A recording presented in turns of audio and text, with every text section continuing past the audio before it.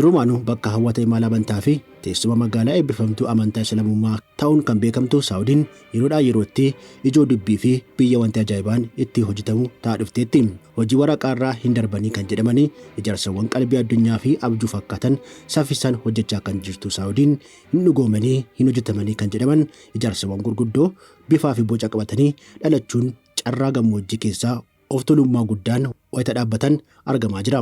Biyyattiin kun dorgommii waancaa addunyaa bara 2034 akka qopheessitu erga beekameen booda Saawudii Arabiyaan damee ispoortii ijaarsawwan gurguddoo dhugaa hin fakkaanne nan qabaa jechuun istaadiyoomota gurguddoo ajaa'ibaa ta'an addunyaa fi beeksifteetti.